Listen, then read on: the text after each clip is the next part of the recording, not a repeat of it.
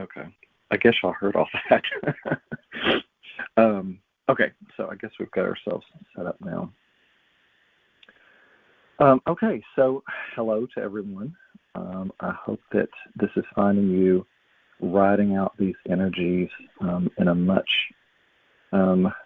more elegant way than some people seem to be having things going on for them.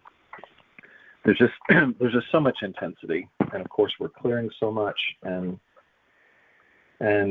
that's what we came here to do at this particular time. And of course it's always perfect, while at the same time it's challenging. Now, I've talked to some people feeling like they're in pretty good spaces right now, and of course it's always unique for all of us, as far as where we are and what's happening.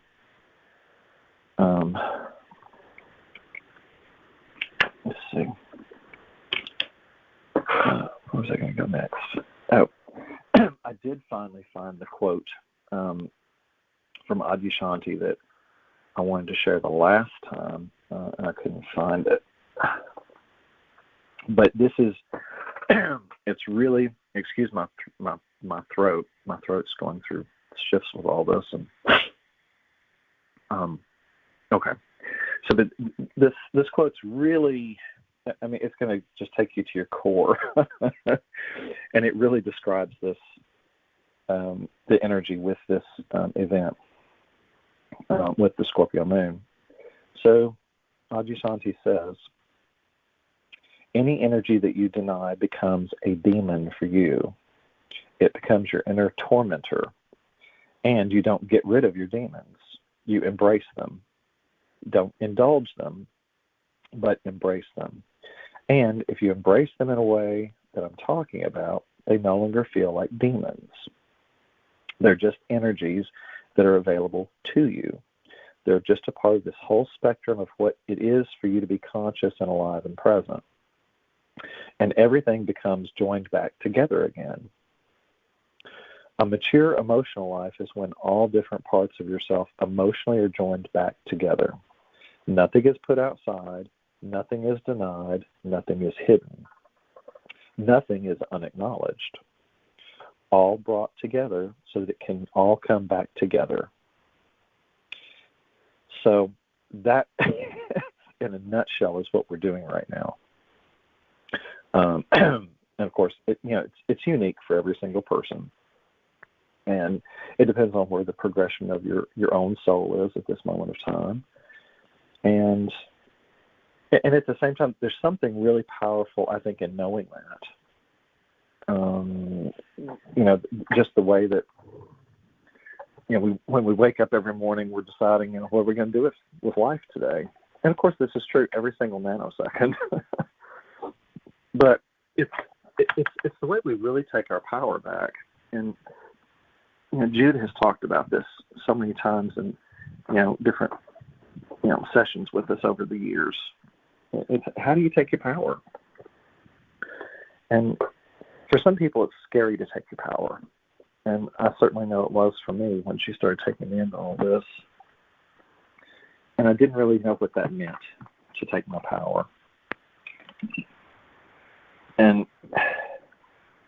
it's kind of like that. I mean, once you allow someone to assist you to go in, it's really just you going and meeting yourself. And it's kind of like what Adyashanti says.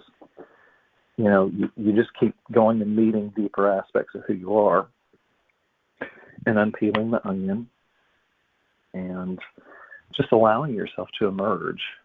And with these powerful eclipses we had, and they're in the Aries house, the I am presence. And I'm trying to remember, Elias Lonsdale had an amazing interpretation of those. Let me see if I can find. A lot of the astrologers have Sabian symbols and degrees, and I don't know how on earth they can channel this kind of description. I mean, it's really amazing. Let me see. 19th degree of Aries. So this was the eclipse degree that we just went through in Aries. I need my glasses.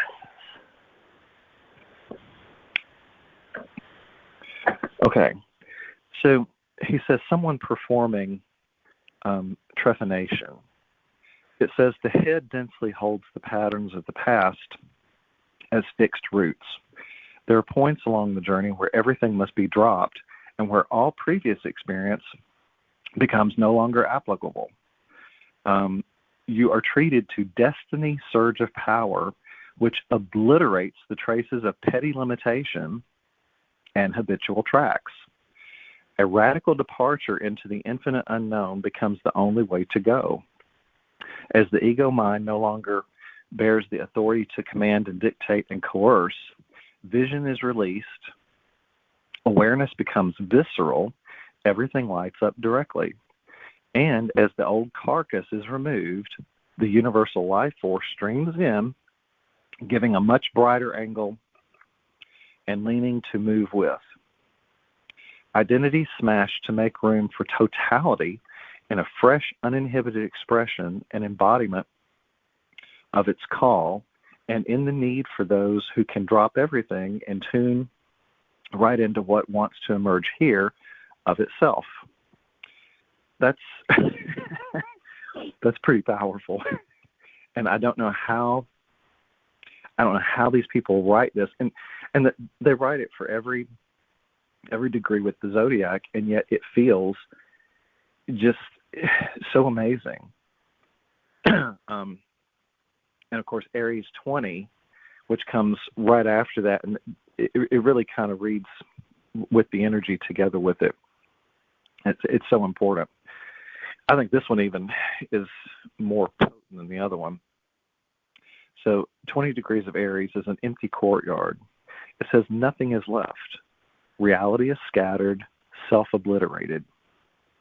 The familiar rendered irrelevant. Apocalyptic changes, personal and collective, take over. There's no being, only action. You become a projectile of intent, literally identify with what you can do now, a barren wasteland of an inner world, a thrust outside, stark and surreal. You feel compelled to dare, push over the edge, no going back, destiny as frenzy. And in this wild, volatile mix, creative forces are released that would have never come out any other way. Yielding to the role of the purging and cleansing agent of changes, you are unable to wriggle out anything ever again, or to wriggle out of anything ever again. I mean, I don't know about you, but that it kind of really hits to the core. I mean, if you just sit and contemplate and take in what that is, it's amazing. And so then with this Jupiter-Uranus conjunction, it just happened at 22 degrees of Taurus. And this one is a blindfolded woman who sees the future, witnessing dispassionately the flow of time, standing outside of all linear progression and knowing what is likely to happen here. Supremely disengaged from surface affairs, even lightly dismissive of all secondary considerations, but tuned right into the thread of prophecy and inner vision. Granted a certain grace to follow the inner track, and serving a larger function as part shaman, part seer, part commonsensical advisor. Salty wit, earthy and pithy, no nonsense. You know where the bones are buried. Penetrating insight. It's a throwback to simpler worlds, one who warns dangers ahead and is not amused by factions and fragments and phantoms of common assumption. So that's the energies that we've been through so far, as far as the eclipse degree and the Jupiter-Uranus connection that happened on April the 20th, just this last Saturday. the only other one I want to read is where we're at with this Scorpio moon today. And it, let me tell you, it really speaks to what we're doing right now. Actually, I'm going to read both the 4th and the 5th degrees because they're both intertwined. So Scorpio 4th degree, and this is for the moon today, which actually just happened literally just like 2 or 3 hours ago exact. So it's perfect we're doing this call right now. So Scorpio 4, the storms of the world come right through where and when they are needed. They must wipe out ordinary consciousness and bring into play every kind of released spirit and force. When we live in the thick of the storms and with always another threatened and impending, we are impelled into the depth emotions, tumultuously drawn to activate the undersoul personally and collectively. You sense the violent urgency for everybody roundabout of whatever you are going through. And so you are plunged into the storms to seek cleansing and release, to bring up what is under there and let it all play out freely. You do this with temptations toward every obsessive or addictive state imaginable, and with a tremendous guiding force leading you through any and every extreme to make all existence come alive from deep inside, elementally, primally, and regeneratively. That really sums up this moon. And so it's like if you've been feeling uneasy, I mean, everybody I've talked to that they hadn't been able to sleep in like a week or two, they've had these weird feelings that they don't know where they're coming from. I mean, everything's coming up from the bones to be processed. And this really is how Jude worked all these years with all of us.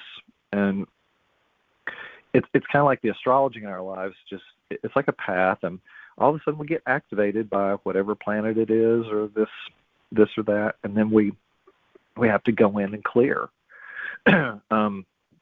So, okay, this is the last one I'll read because I don't want to get too wordy with these things, but I think you'll all agree that this stuff has been pretty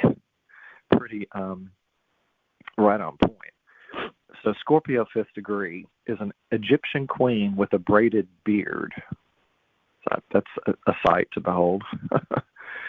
So it says, bearing intact ancient faculties of an unusual kind, held between polarities, fusing together darkness and light, masculine and feminine, earthly and heavenly, an enigma or riddle of destiny. You're motivated to bring together what has been rent asunder by an implicable force of blind determination. Exceedingly resistant to distraction and diversion, you're almost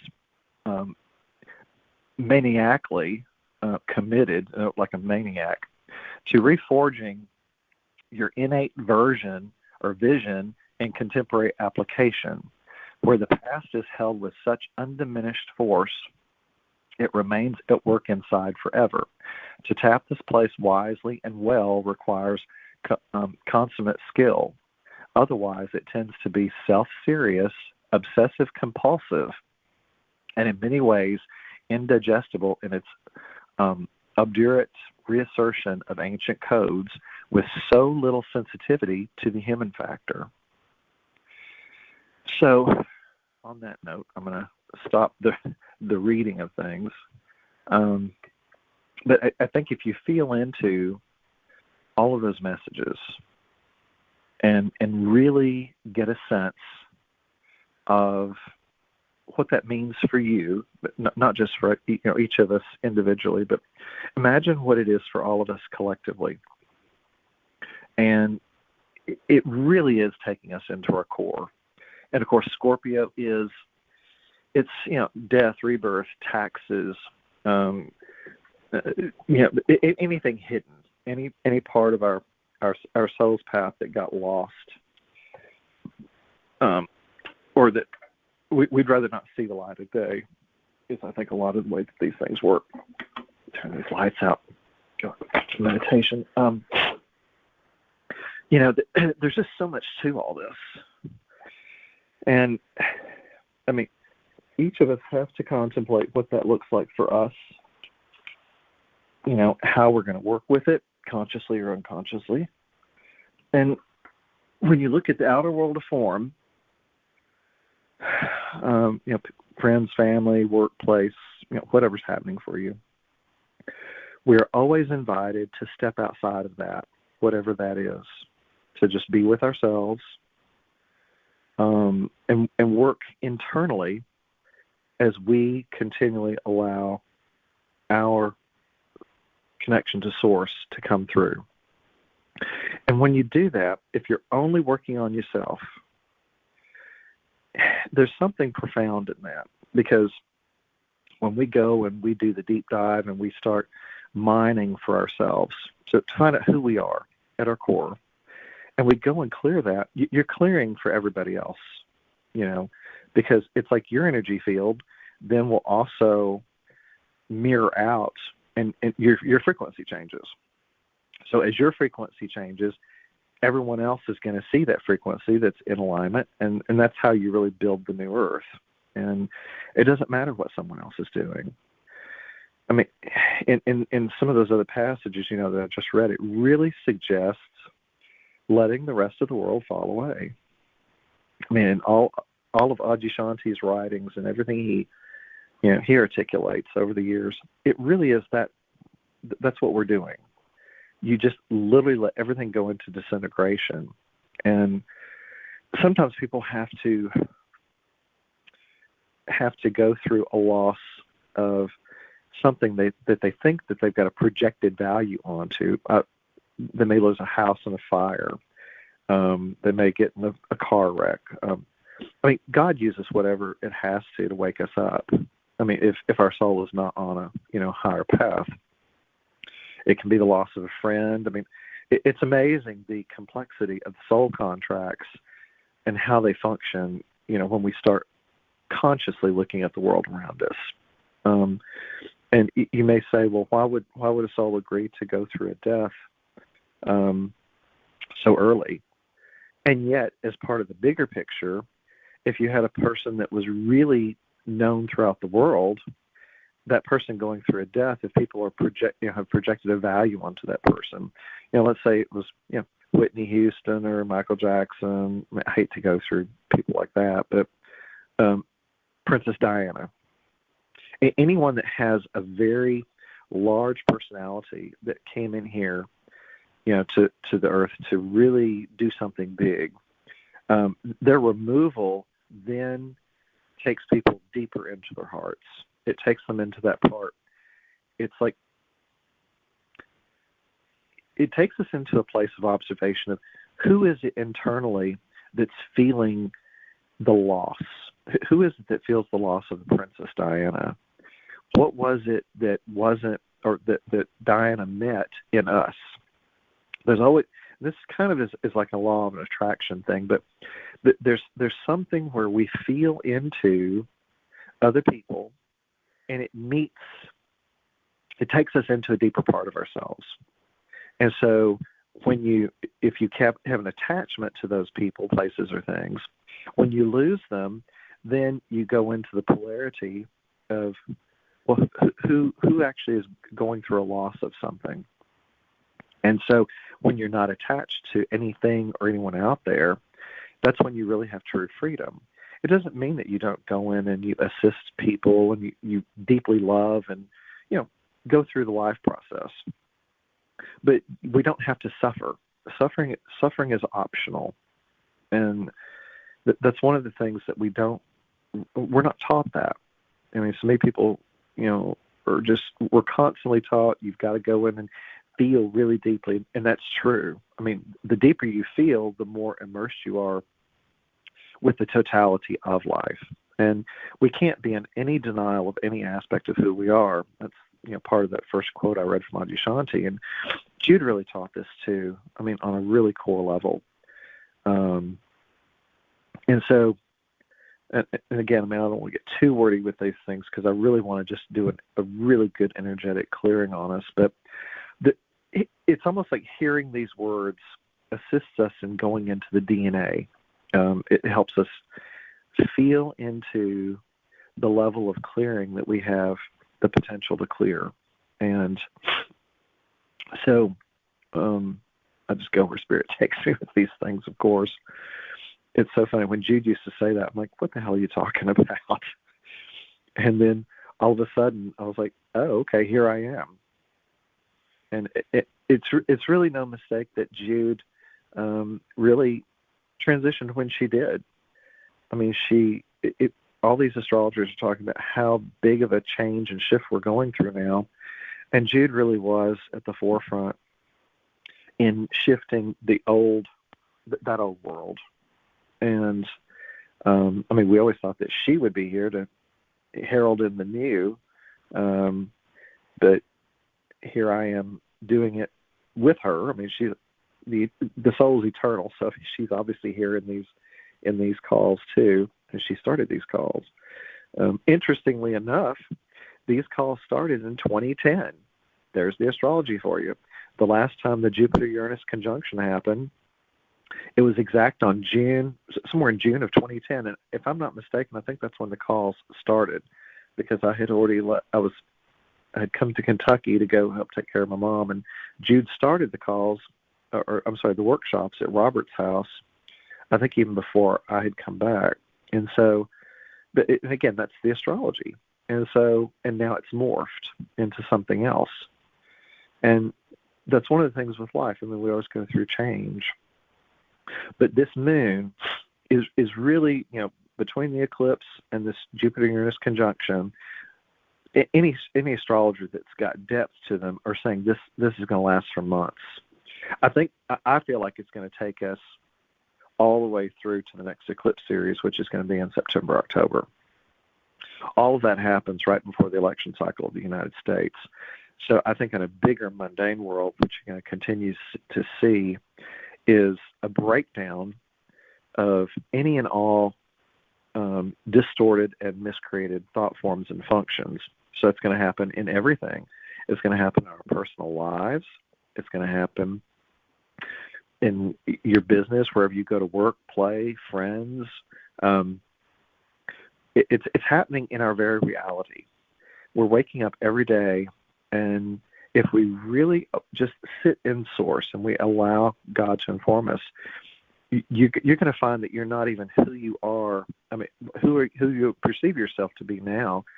It's going to be totally obliterated in a month, 2 months, 6 months. I mean, we really are dropping that much density, and the shifts are that magnificent. They are, but they're happening at the core level of who we thought we were, because we're reformulating who we are on the atomic and subatomic levels, because the universe is going through that much change. I was sitting here the other night in just really deep meditation, and Spirit was taking me into the vastness of what's happening. So the universe itself it's always been happening this way. It's constantly expanding.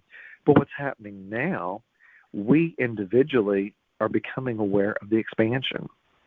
I mean, if you really get still and just, you can just sit. You don't have to go into a deep meditation. Just sit and observe the world around you. And you will see a bigger picture that is it's so profound. It's so amazing. Like today, for instance, I was out. I took my dad to Cracker Barrel.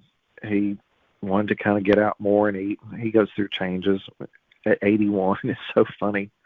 And I see this with older people a lot because I'm around older people a lot. And, of course, that's what Spirit has had me doing, is working with the aging population of not just the United States, but really the world, because there's a big, profound transition happening in the way of our interconnectedness between our ancestors that are already gone, but also the people that are still here. They're about to become ancestors. I mean, I've got an aunt that's got the blood pressures going up and down and crazy. I mean, today it was like, let's see, last night it was 200 over like 105.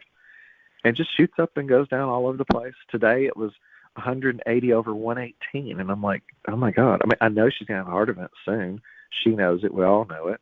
No one can do anything with it.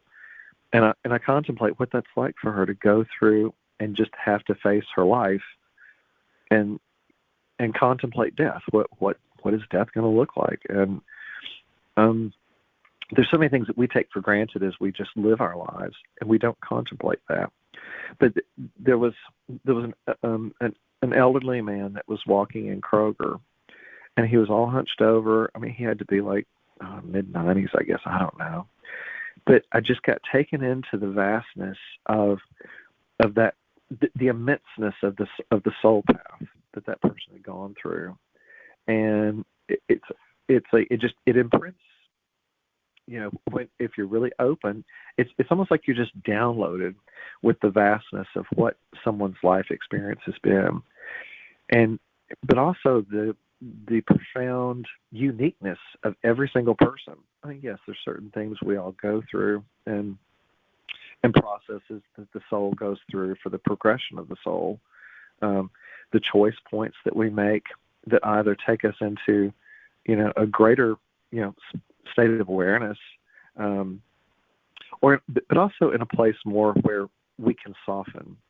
There's so many places where we can soften as we age, but we don't. And so then it takes you into the question of, why can't we soften? Especially when people get older, they hold things. They hold angers, resentments, just all this toxic stuff, and you can't get them to change. And part of that, again, is ancestral. It's in the DNA. It's part of who we are as a core function. It's part of what we came here to learn and do. It's almost like the more that people age, the more rigidification they fall into. And if you hold we didn't come here to carry that. We didn't come here to carry the stories. When we look at our own life compared to someone else's, and we think, well, they really shouldn't do that. It's not our place to project a value on what people should or shouldn't do,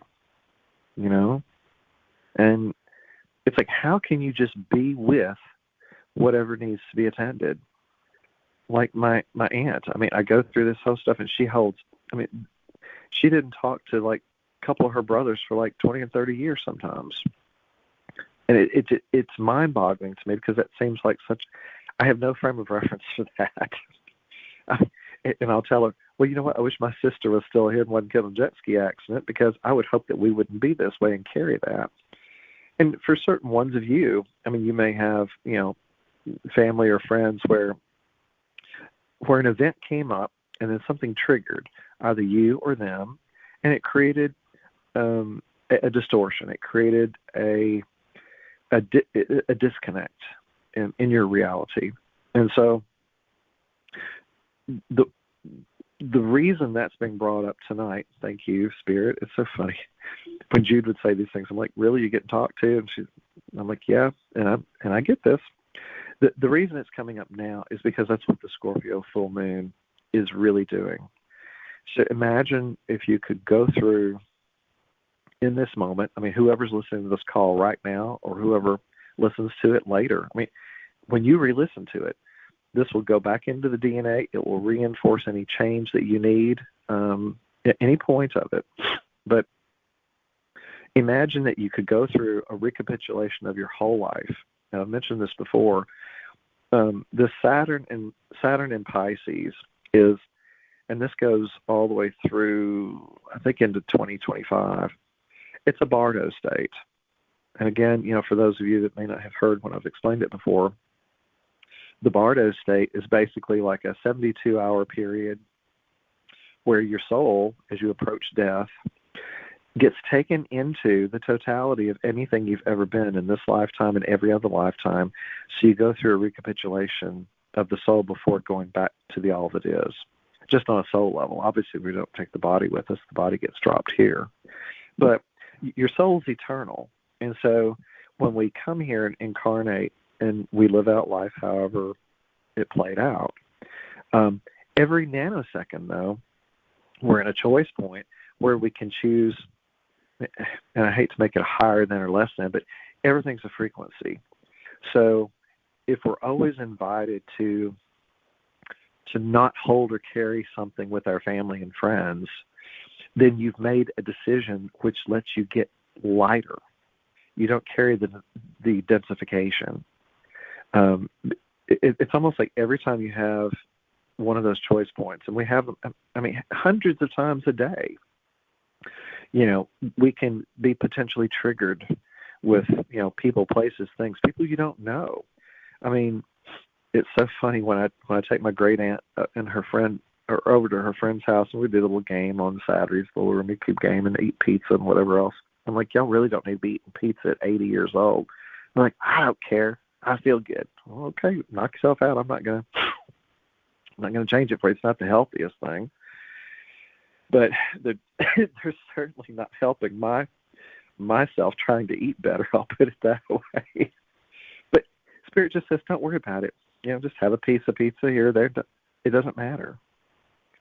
And so it's like when we go into this stuff, though, everything is a choice point on whether you carry it forward, and it's about the density. So Scorpio with this moon is about releasing the density. Go back through your life. That's what we're invited to do. Feel into every decision that you've ever made, everything you've ever thought, everything you've ever felt. If there was ever any unprocessed emotion, if there was some mental place where you got stuck, we're invited to go in and release that all the way to its core.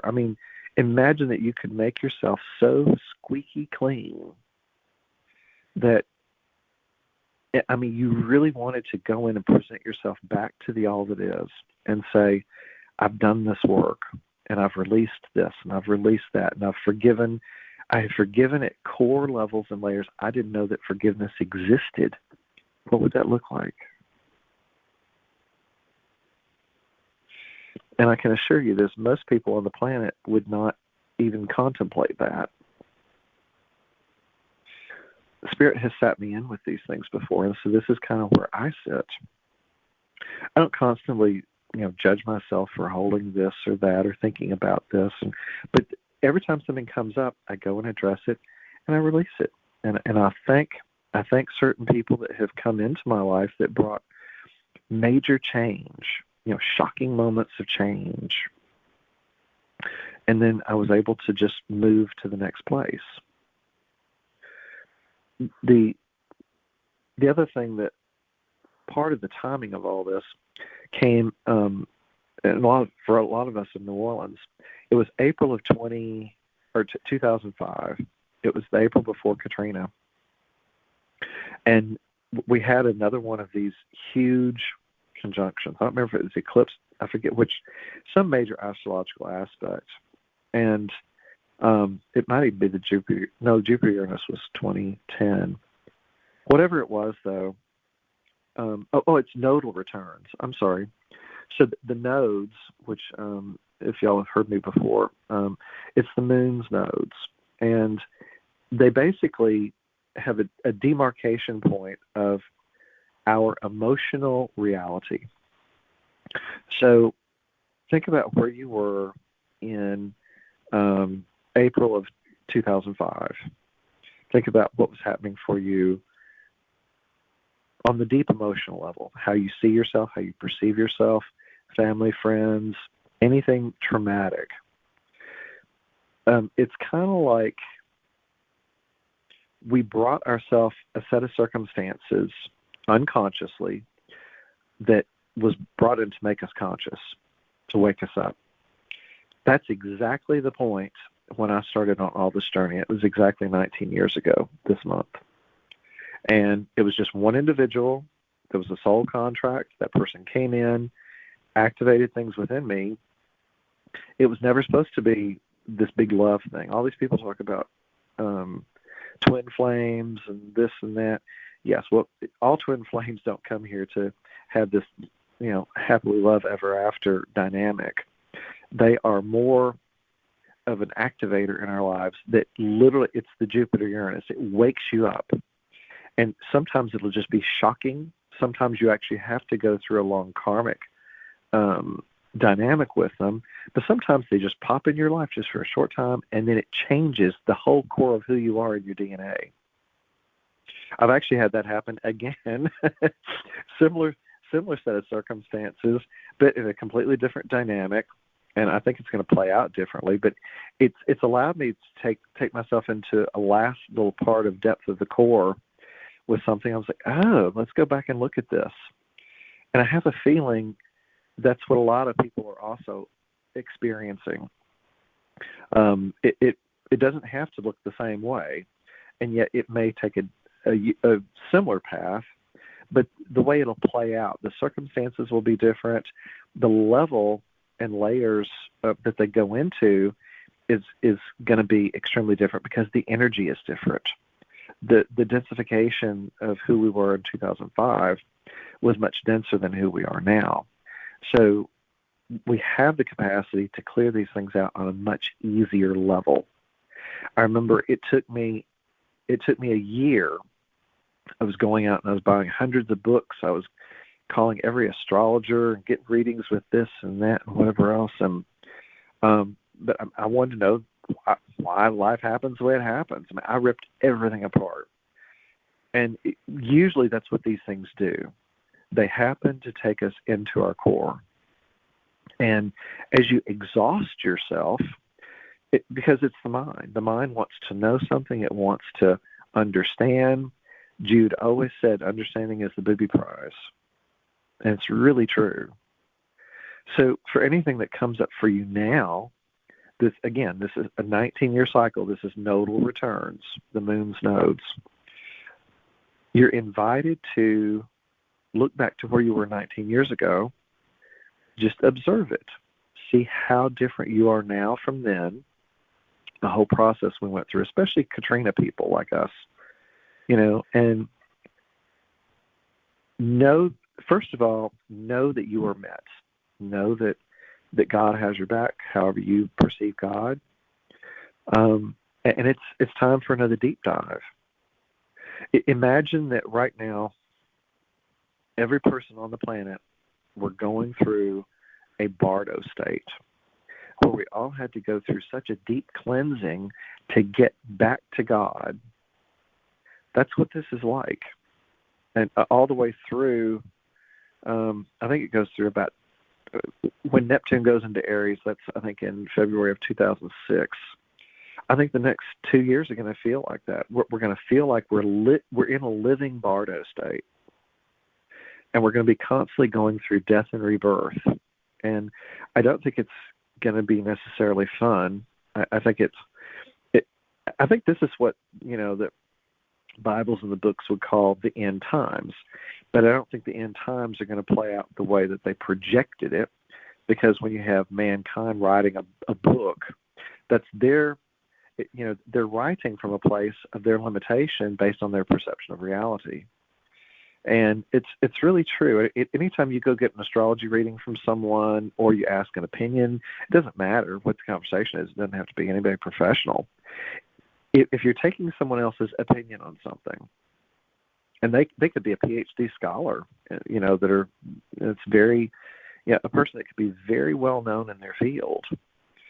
And yet, if they have not had a huge, vast experience, a wide depth of life experience, of quantum experience, they may totally miss the mark when they're giving you an opinion about what's going on with you. Now, I want you to take that in. How often do we defer to someone else's opinion on what's important for us when we're making decisions? The answers are always deeply buried in your own heart and soul. You already know the answer. There's no reason to look outside of yourself for an answer to anything ever again. This is one of the most profound ways we take our power.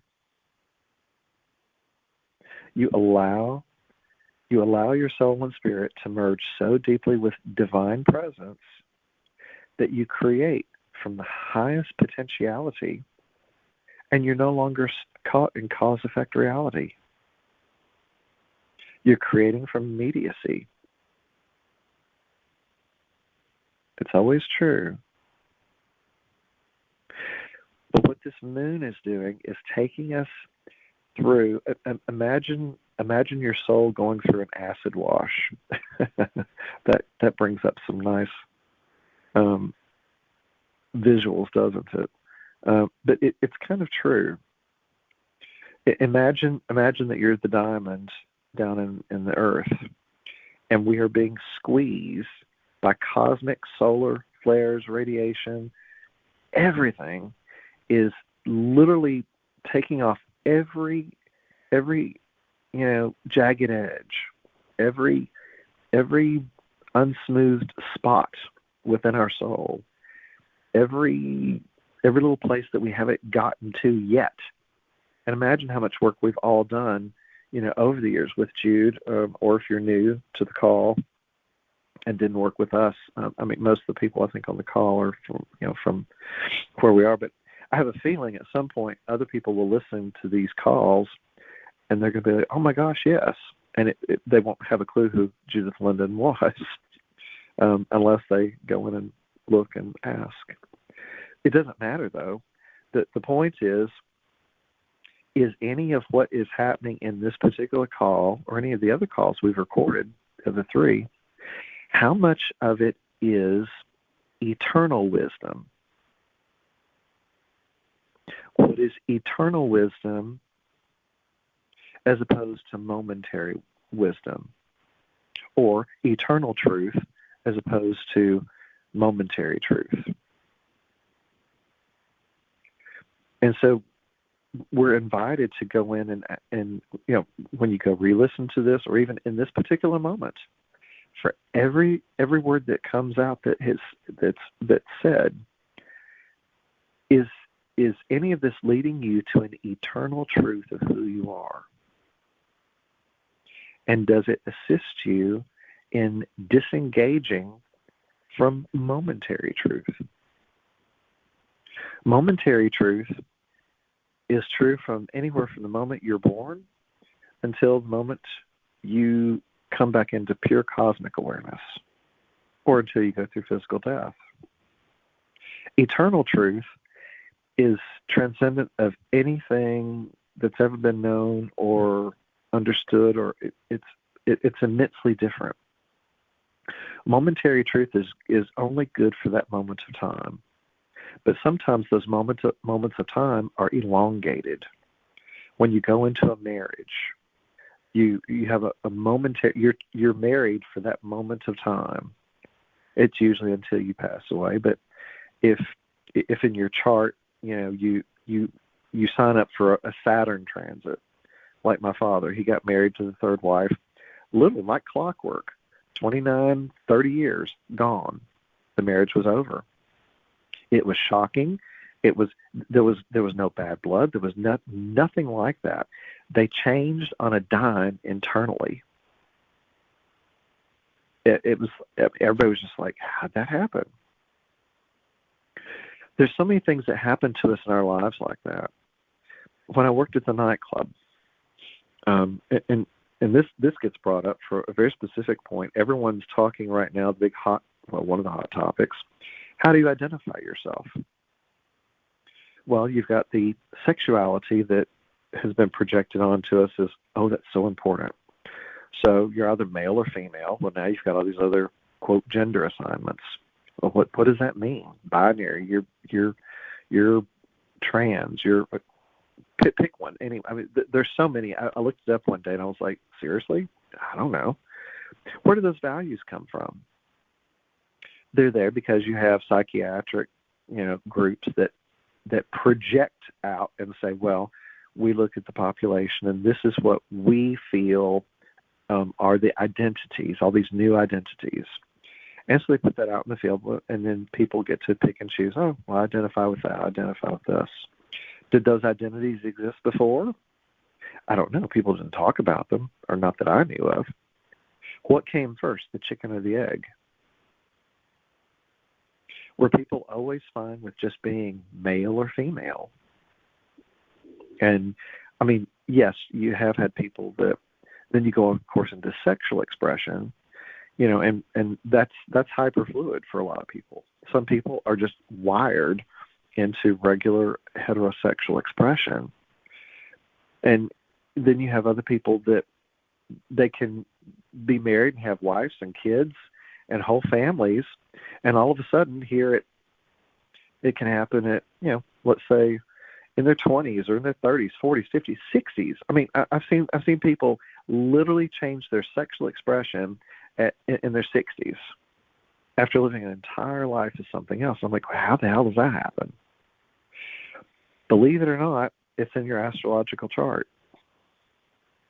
There is so many things that are in the astrology that we just don't look for. And actually, a lot of astrologers don't actually point some of these things out necessarily, unless, of course, the client asks for it. But there's a couple of asteroids, Ganymede and Sappho, that if they've got a certain placement and they get hit by certain planets, it could literally change your personality. There are so many ways we're going to go into deeper, full understanding of who we are as a progression of the soul by looking just at our astrology. And I'm actually working on something I'm going to send, I think, to AstroDance, the big computer in Zurich, Switzerland, here shortly. But it works like a tapestry. Imagine, rather than looking at an astrological wheel, for those of you who had an astrology reading, imagine looking at a tapestry of your life against the cosmos. That's how powerful this is. I'm hoping it's going to go where it needs to go. But imagine if you could do that, though, and you could see all the subtle levels and layers of the way the energy plays out in yourself. What if you could look at that and look at the chart and pre-know how you're going to change or feel in the future? What would that look like? This is Jupiter-Uranus. This is this conjunction. Spirit took me into all of this, and I've been producing it for the last couple of years. And I guess this is going to be my big contribution to whatever this is. I guess I don't know if it'll be picked up or not. But it changes the way you perceive yourself in the depth to how you can start working with the unconscious aspects of who you are. And again, those are just a couple examples of how the personality changes based on something unconsciously that happens in your chart. If Venus and Mars hit certain things, when Neptune hits something, when Uranus hits something, it's like, can we co-create our reality from a more conscious place by knowing the depth of the astrology and how it's going to affect us? And that's what the astrologers write. They write from a standpoint of how can you best prepare a population for shocking events that are going to happen. Of course, each person has to look at the chart specifically, see what's going to happen for them. But it's really the next level of taking us into like the Scorpio moon. Most people are going to go through the Scorpio moon unconsciously. They'll be in a place where they're going to work, they're visiting their family, friends, just living life, going to movies, have your face in a TV. I mean, it's amazing how many people are just being entertained by television. But while they're being entertained by television or movies, and some people do it binge watch. I mean, binge watching.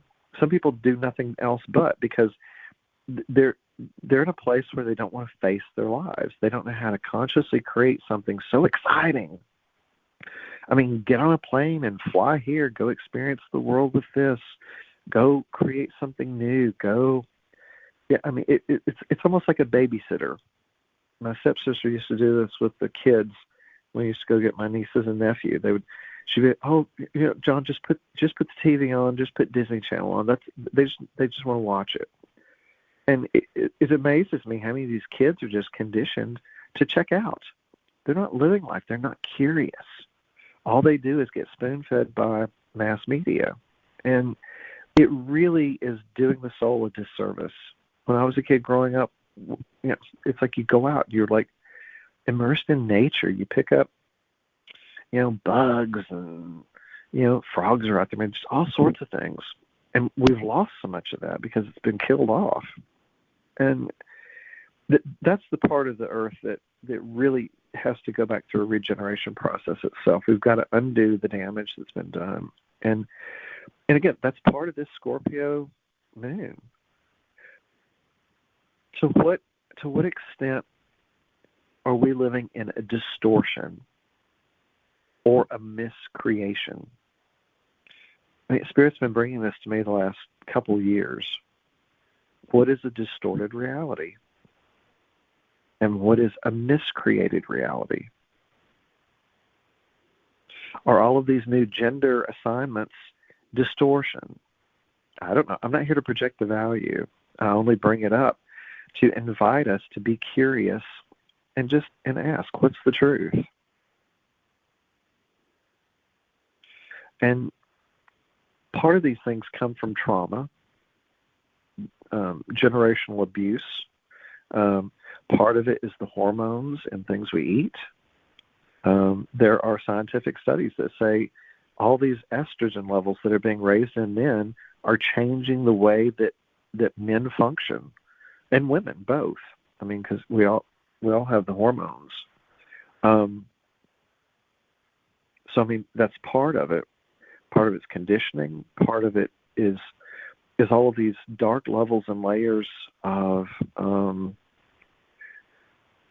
the really dark stuff, the alpha draconian stuff, the satanic worship stuff, the MK Ultra abuses that have been put in, and we're trying to clear all of that out of our DNA, individually and collectively. The reptilian brain, where we think we have to control everything around us, we have to know everything around us.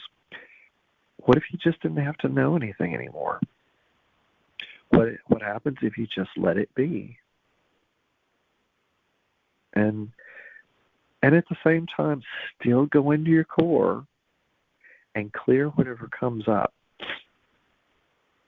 And that's actually where we're going to go now. We're going to go in. I'm going to take you guys in, and well, I'm not going to take you anywhere. I'm sitting here as a channel. Spirit's going to take us in as I hear the 9:00 chime. So we're just going to really go and deep dive and allow Source to come in the deepest capacity that each of us can. The great thing is there's no place to get to. There's nothing to do. There's no right or wrong. Every soul that listens to this, no matter when it's listened to, within the time-space continuum, is going to be able to feel into this eternal presence.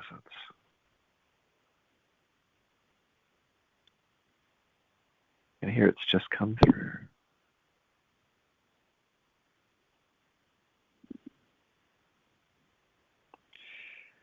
Feel this energy and let it move through you.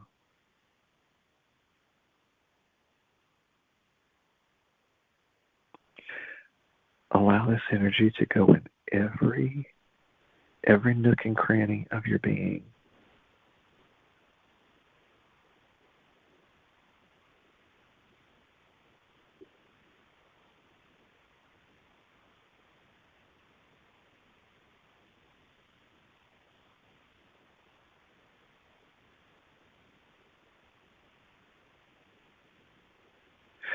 You don't even have to track what comes up.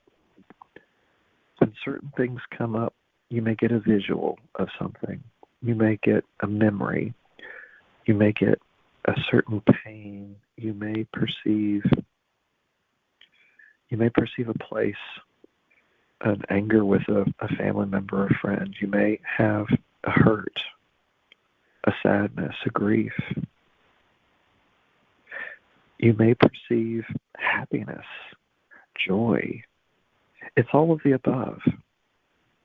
Everything you've ever been is in this moment of time. The main things that are coming up now with the Scorpio moon, though, are all the places that diminish your capacity to create as pristine awareness. That's what's coming up to be cleared. Embrace those parts of yourself to come up to be cleared. Invite them in. Invite every single miscreated energy and thought form to come into your conscious awareness and allow it to move in and out. Allow it to be activated right now, to be cleared out of your DNA throughout the time-space continuum and anything and anyone you've ever been throughout every existence through eternity. Feel into that. Throughout eternity.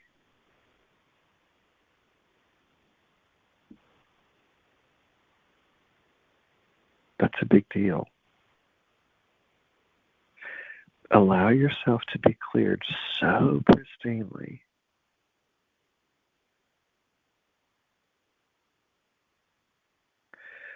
Just let this vast,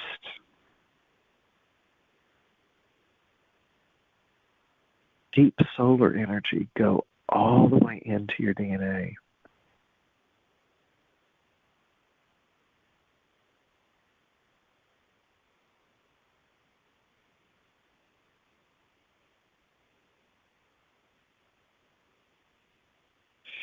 Again, allow anything that comes up in your mind. If it brings a discomfort, go feel that discomfort.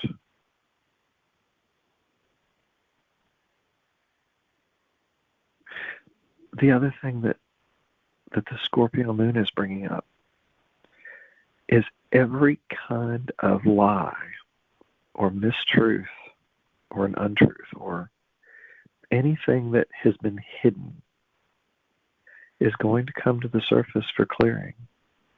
Everything. Nothing can stay hidden any longer.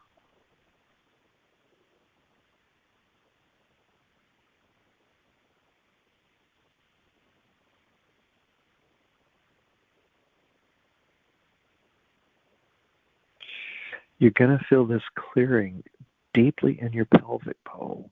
This is where we carry everything. It's where we hold it.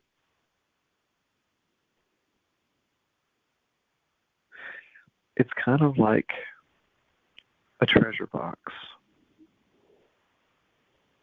And it's all the way down at the bottom of the perineum, and it's like we take everything we never wanted to face and just deposit it down in there.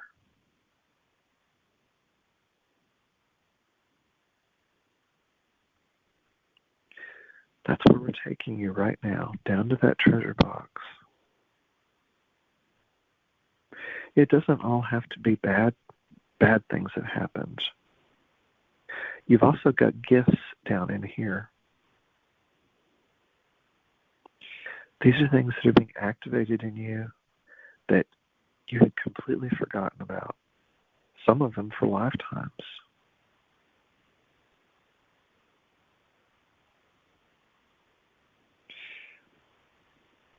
Most of you will feel this as an electrical buzzing throughout your entire body. That will be the phenomena.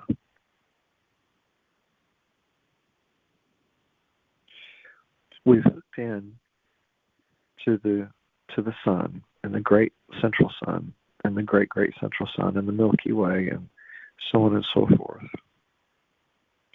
We are taking in universal awareness.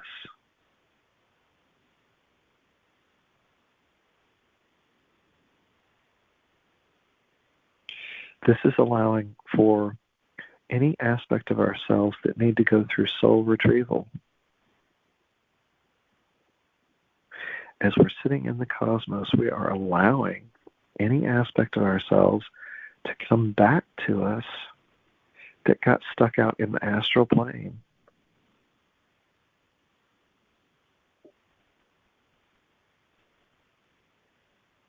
We're inviting ourselves to take on a healing like we never dreamed possible.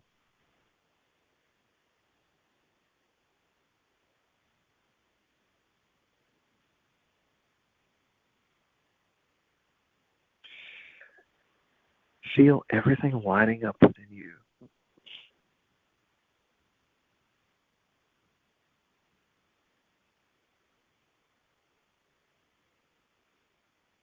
You may start to feel some aches and pains in parts of your body, things that just want to come up and be released, and just let them. Don't identify with the pain. Just let it move through, because it's not who you are. You never were.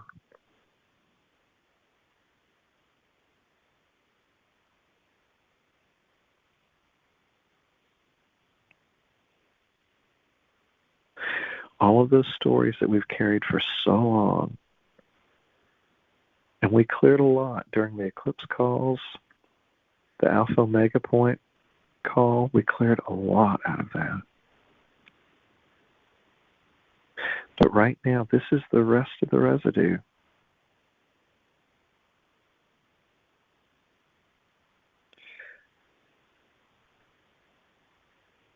Every single miscreation and distorted thought form has the potential to be cleared right now. Just allow it in.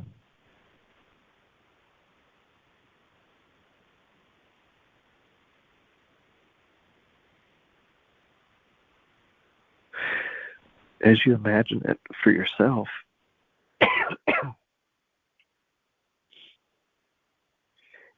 imagine sending this out to the world, this energy. Just sit in this field and beam that out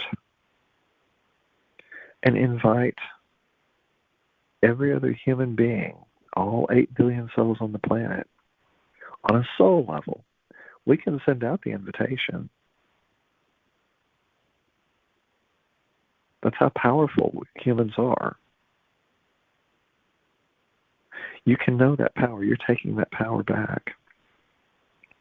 We're not projecting a value onto anything. There's a subtle difference, and yet it's a pristine difference. We can't project our values onto anyone else, while at the same time we can put the invitation out for clearing.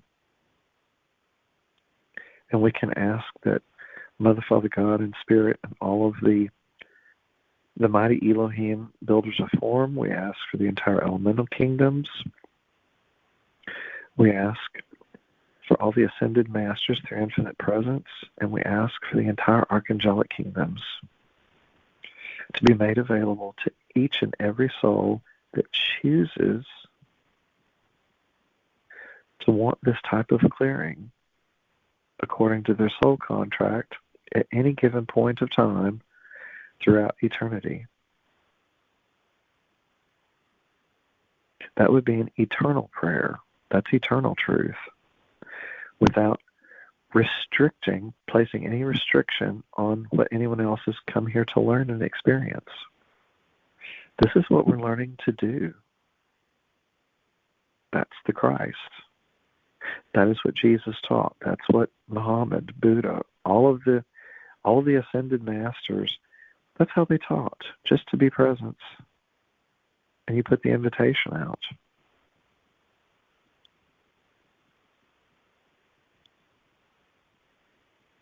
What you're experiencing now is not me doing anything to you.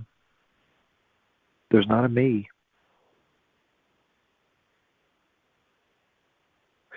I've been the person to organize this particular call for whoever's going to listen to it. But Spirit set this up. If you have come to this call and you've gotten this far in the call, your soul agreed to come here in this time and space. This call was created eons of time ago. This call was eternal. This call will be here as long as someone needs to hear it. The frequency of this call will be unique to every single person that hears it, and yet it's going to be exactly what that individual needs in that moment of time. There is no better than or less than. It is all perfect.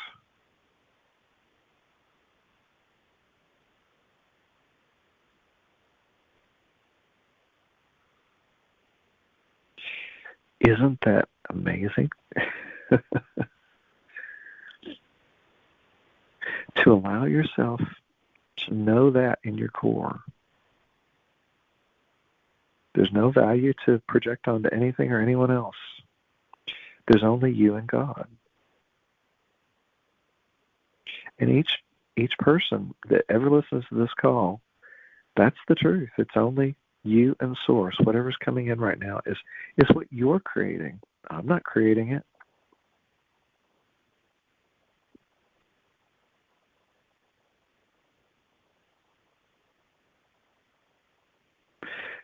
Every single person listening to this call, doesn't matter when it's heard, this is between you and God. It's your invitation to go in on deep primordial levels and allow Source to clean and clear all of your karmic residue to the greatest capacity of your soul contract in that moment of time.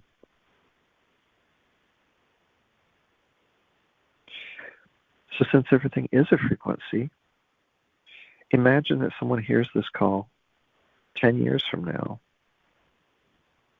The energy on the planet will be so much lighter, and the capacity of this call and a healing potential for that person at that particular time would be exponential.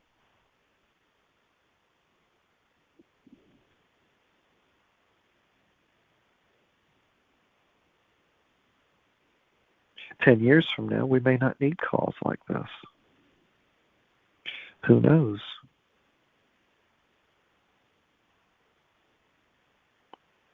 Are you starting to feel the vastness of who you are as spirit?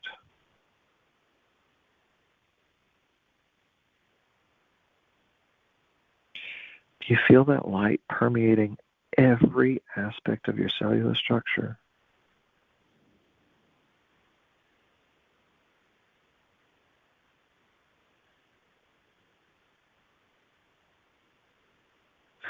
Again, with every other time we do this, it's going into the bones, throughout your skin, the blood,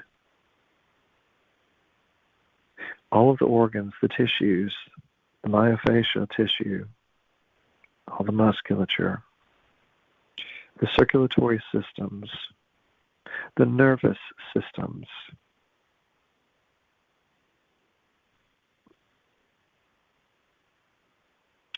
Very specifically, though, the brain and the heart, and the brain-heart connection, and releasing the old reptilian brain to become subservient to the cosmic heart.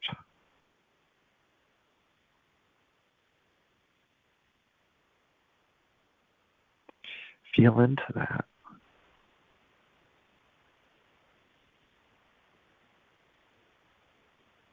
Depending on where you are and who's listening, this call has the capacity to change your entire perception of reality.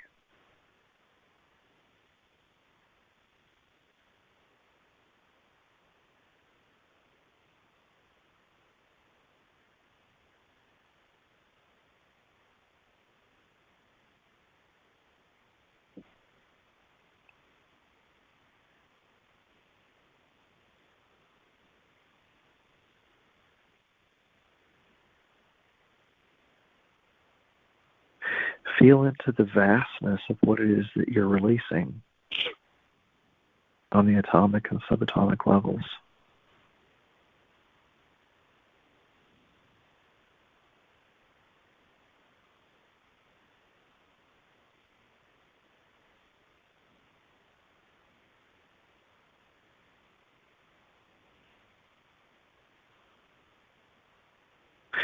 Some of you may feel overwhelmed by the energy coming in. All you need to know is that the amount of energy coming into you can never be higher than an agreement that your soul has already made. God is not turning up the energy higher than your soul can process. There's not a me, so I'm not doing this. This is you.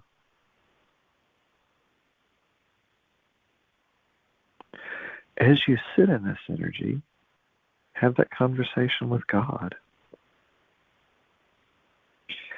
Imagine that all of this buzzing, it's all electrical, it's a frequency. What would happen if you take your own personal power and you ask Saint Germain and the Violet Flame? Do that right now for yourselves. Ask Saint Germain and the Violet Flame to come in and clear every single nanosecond, every nanoparticle of everything you've ever been throughout the whole time-space continuum, ever, in every existence. Ask for Saint Germain and the Violet Flame to come clear that. Allow yourself to be immersed in the sacred fire to come out the other end as the phoenix.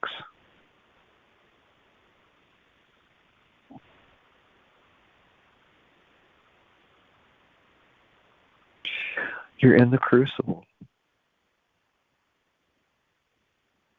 Right now you are deeply immersed in your own personal crucible. If you have found your way to this call and you're not on the call live, the energy of this call is eternal. It doesn't matter who listens to it and when. You have the potential to be activated depending on where your heart space is.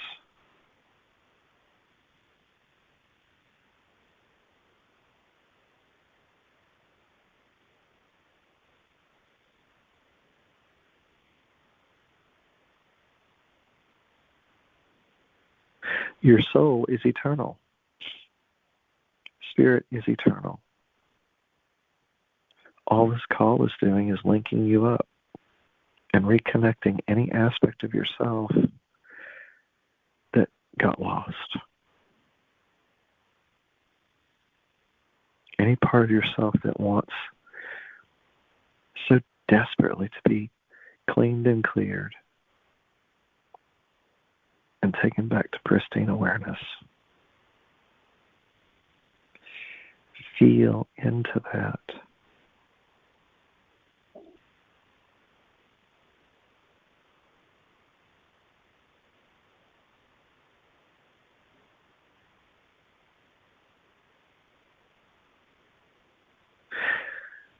Some of you will feel like you can almost levitate.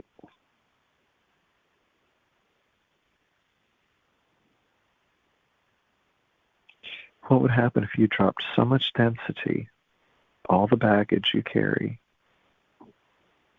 Would you not be shocked if your body lifted off of the bed or the couch or the chair, wherever you are?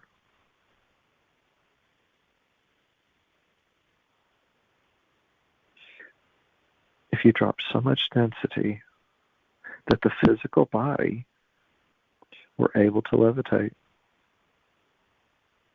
Is that where we're going? Is that Pluto in Aquarius?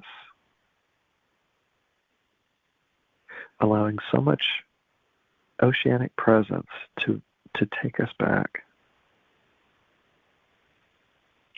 There may be some people that get to this call and hear words that have no frame of reference for it. That's okay.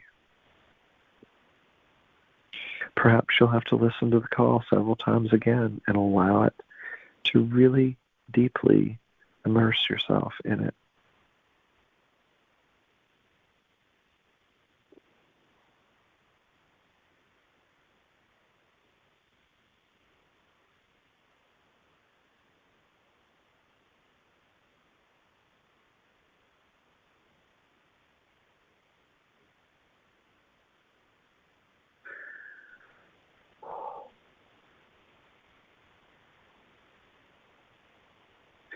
as we drop all of that, we're also allowing ourselves to soar out through universal awareness.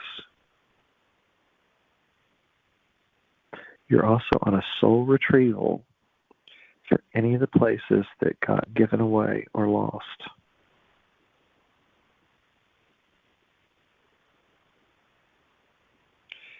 Just allow yourself to soar.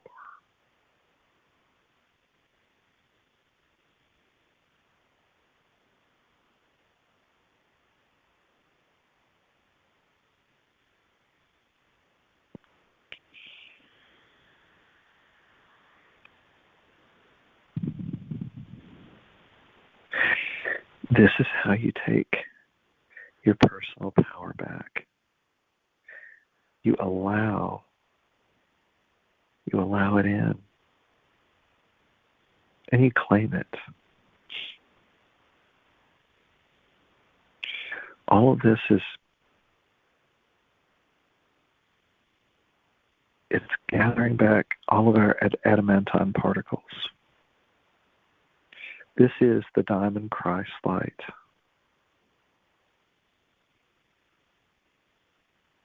And it's being radiated with the 12th golden ray.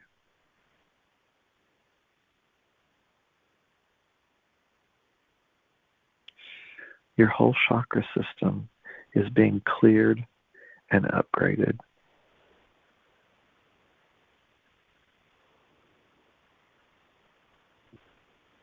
From this moment forward, you'll see the world in a completely different way.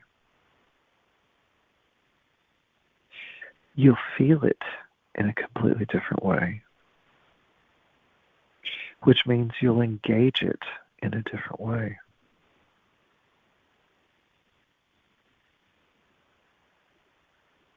Imagine if everybody on the planet could go through this type of process. We're all doing it in our own ways, of course.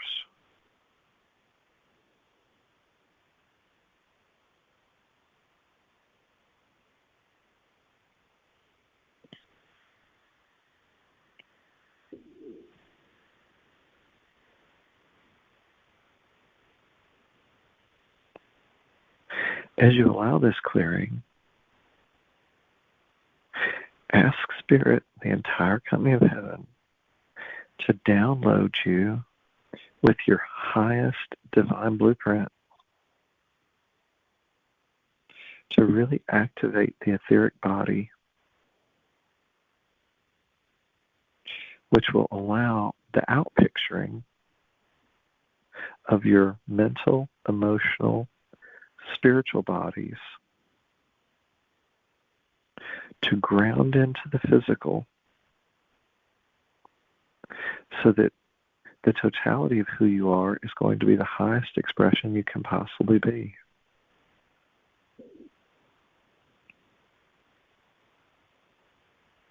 What if you invite that in?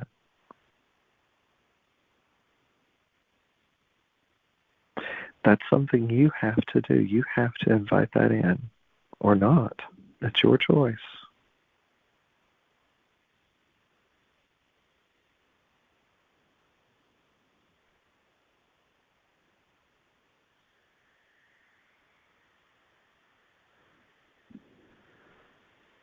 Feel this power.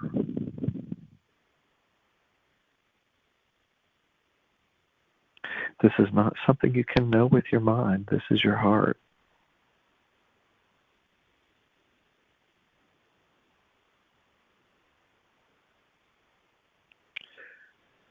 Is this not just luxurious?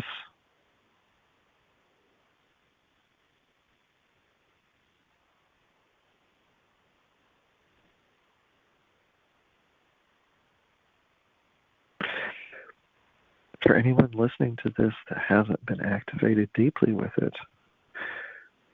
don't worry about that. We all get what we're supposed to get out of any experience that we ever have. If you're frustrated because you're not feeling a certain thing, try it another time. Every one of our souls awaken to deeper levels in perfect timing. Everything is divine timing.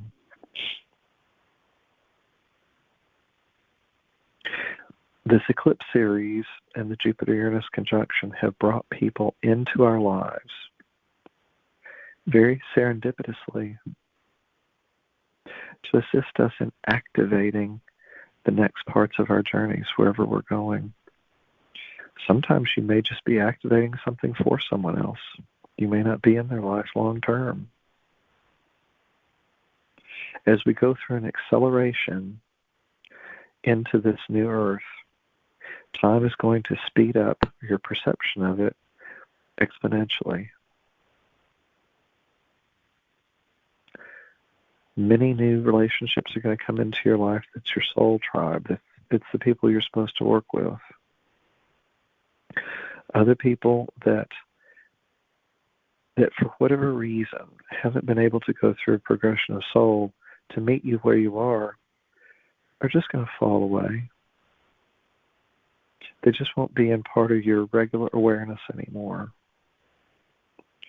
And let that happen. Just allow them to go where they need to go. I assure you they will find exactly what they need in any given moment of their time. You don't even have to look at it through a sadness.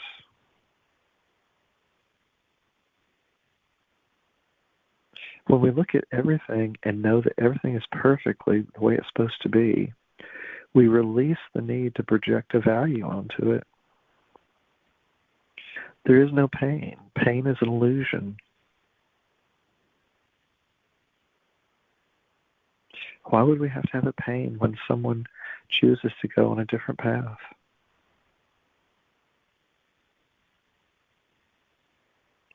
That's part of what's being cleared right now out of our DNA, is the pain, the illusion of it.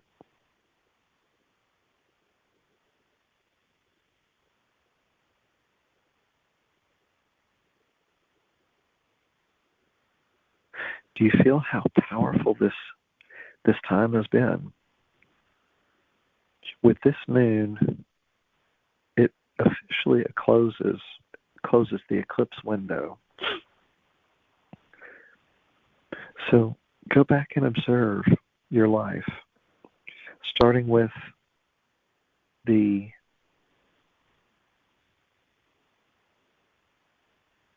new moon on March 10th.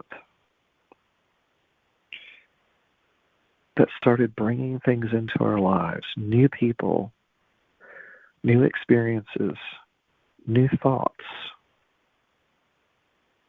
leading up to the eclipse on March the 25th. That allowed a lot of things to start ending in our lives that weren't a frequency match for us. Then we did the Alpha Omega midpoint eclipse energy. It's the day Mars stationed retrograde on April the 1st. The great messenger in our universe was sitting still with no communication. There was no accident to that. Everything is absolutely perfect. It was the Alpha Omega point between the two eclipses, between the lunar eclipse of Libra and the solar eclipse of Aries, a huge one in the United States that's not happened in over 50 years. It is bringing in new beginnings we never dreamed possible. The Jupiter-Uranus conjunction on the 20th that we've just had is blowing up shocking things in our lives. It's bringing us. Imagine you had a fairy godmother. That's what this Jupiter-Uranus eclipse is, or the conjunction. It's activating your DNA in ways you never dreamed possible. Jupiter expansion, Uranus shocking and awakenings.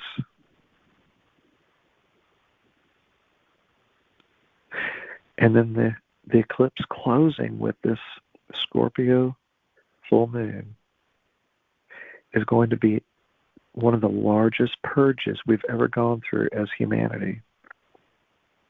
This is a big deal, and it lasts.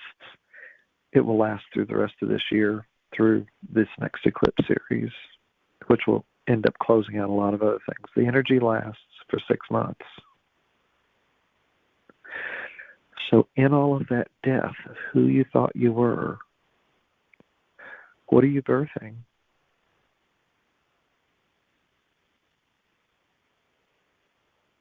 What do you want? For best results, release any old, outdated idea of what you thought you wanted.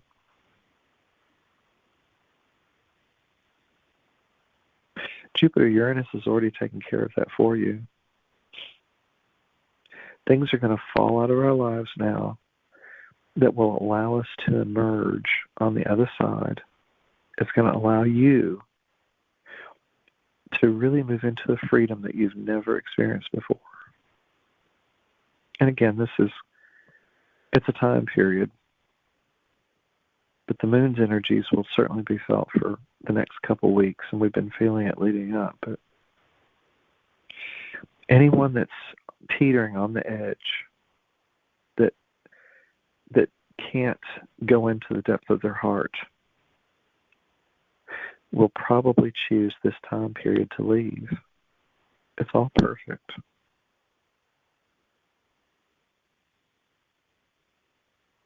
Again, everything is a choice point.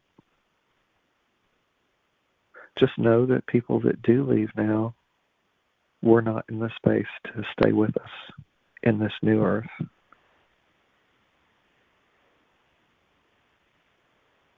There are many people that will need to hear that in this call.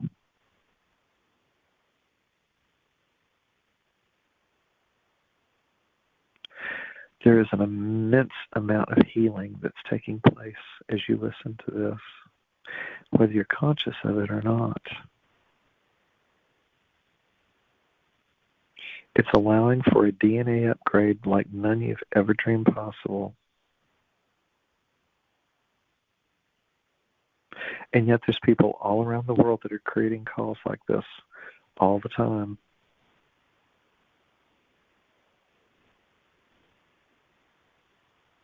Spirit will work through any person, place, or thing to assist every single human being in awakening.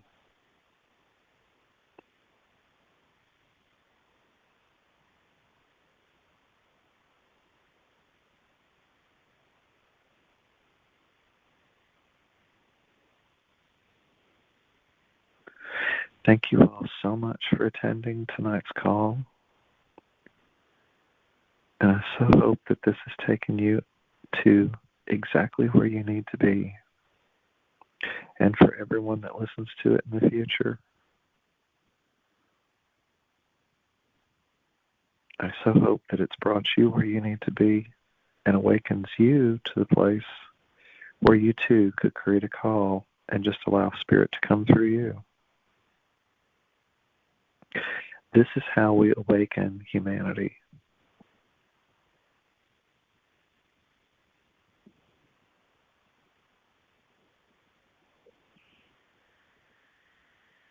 Eternal love and infinite blessings to all of you.